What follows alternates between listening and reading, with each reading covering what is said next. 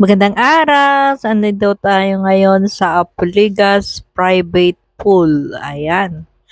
Tayo ay syempre magsuswimming. Ano bang gagawin natin dito kundi mag-swimming, 'di ba? Pool nga eh. So ito yung lugar niya, malapit lang siya sa highway. Dito nga pala ito sa may Pansol, Calamba, Laguna. Nag-commute lang kami papunta dito. Pagbaba dyan sa highway, sa may Monte Maria, ay lakad lang papunta dito. Malapit lang. So ayan, papasok na tayo. Tingnan natin kung anong itsura nitong resort na ito, itong swimming pool dito. Oh, ito. So ito siya. Malaki. Ayan, naanoan pa ng tubig. Sinasalinan pa ng tubig. Hi, sis! Mukhang nakarami na ng kanta, ha? Magandang hapon! So, bali dalawa pala itong pool. Yo, dito?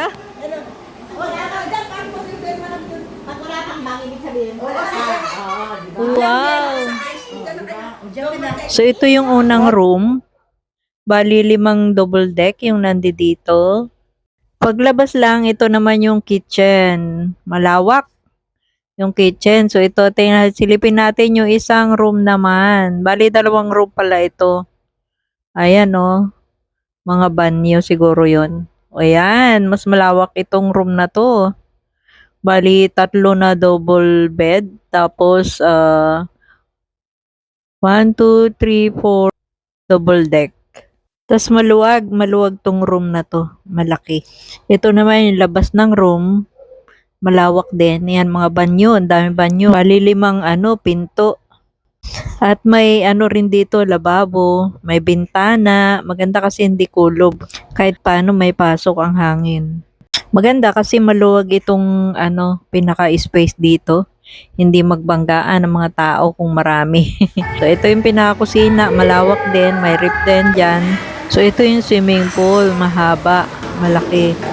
At ito naman yung paligid. May bintana din sa may kusina. Ito walang tubig. Ito yung swimming pool na walang laman. Lalagyan pa lang nila yan. Ito maganda dito kasi kung kailan may guest, saka lang nila lalagyan ng tubig. Kaya na kasi siguro na malinis yung tubig. Kung may sasakyan, pwede rin ipasok dito kasi malaki yung space.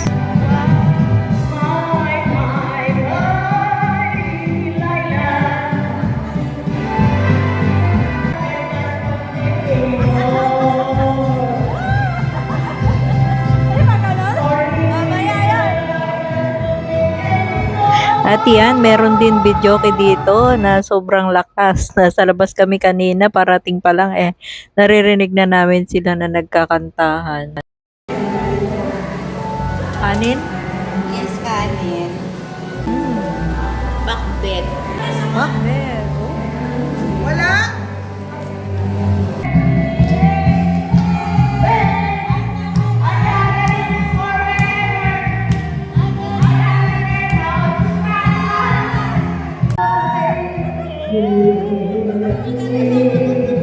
Ayun, at nilalagyan na rin ng tubig itong isang pool. Ayan malapit na rin siya mapuno. Yung isa, naka-stop na ng lagay kasi nasa level na siya. Ayun ang bintana dyan sa may kusina. Maganda kasi hindi kulubag nagluluto. May extra bed pala. Meron silang provide na mattress, extra mattress. Kasi ang dami namin, nasa 35 packs kami kaya. Pero kasya naman lahat dahil yung pinaka double bed nila, double deck nila ay malapad. Kasya ang 2 tao na mahiga. Mabilis mapuno yung tubig ng pool. Wala pang 2 oras, puno na. Pwede rin pala dito na magluto kasi may kalan na, may refrigerator na rin. Meron din mga kawali, ganon, sandok. Nilulutuin na lang ang dadalahin. So, bali 2 beses nga pala kaming kumain dito. Ayan, kumain kami. Una, yung pakbet ang ulam. Tapos, parang gabi na yung yan, adobong manok. Tapos yung ginataang sigarilyas. Tapos, meron din may dala ng bagnet. Di ko na nakuha ng lahat. May mga dalang mga pagkain yung iba namin mga kasama. Kaya, super busog kami dito. Mayat maya kumakain. Mga kusinera ng bayan. Sosi, yes. Ayos na yan, oh. Oh, hindi man kasi ito.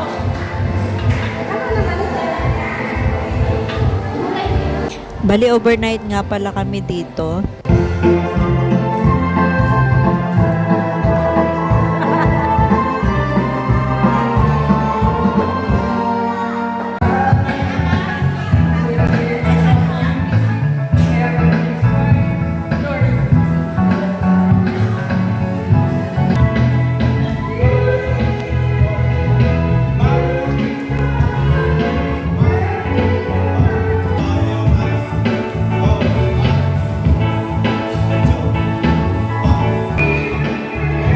So ayan, matapos ng magkainan, magsayawan, magkantahan, at ito naman, nakalublog na kami sa swimming pool. Ano ginagawa mo? Magti-tiktok sana ako dyan, kaya lang, hindi ko marinig yung sound, kaya wag na lang. Ano nga pala ito? Mainit yung tubig. Kaya masarap matulog tuloy, maligo kahit gabi. One, two. Oh, one, two, three. Kaway, kaway. Hello. Ayan, video.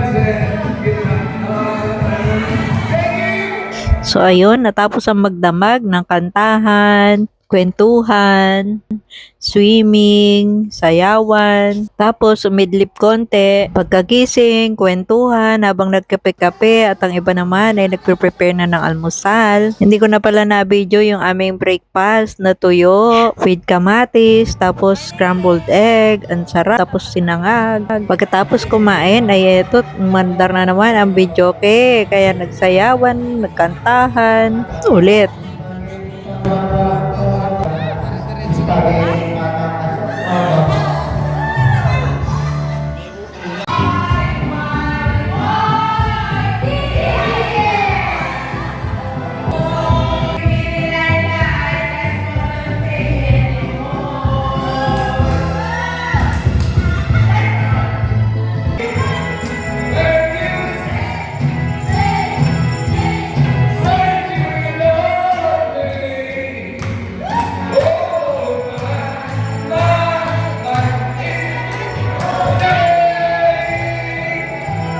It's a beautiful day.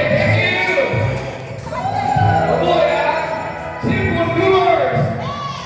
So, ang tanghalian ay bodol fight, pritong tilapia, adobong manok, may pinya, at gulay na dinengdeng. So yun, samantalahin ko na ang pagkakataon magpasalamat sa mga admin ng samahan na ito. Dahil naging matagumpay, masaya ang ganap namin dito. Ito ay samahan ng mga senior. Kung napapansin niyo, puro kami mga teenager nung unang panahon. Ang pangalan nga pala ng grupo ay The Cheerful Boomers Society. Sa mga senior dyan na gustong mag-join, nasa FB lang po. So yun lang, maraming salamat po sa pagnood. Hanggang sumuli, God bless everyone. Bye!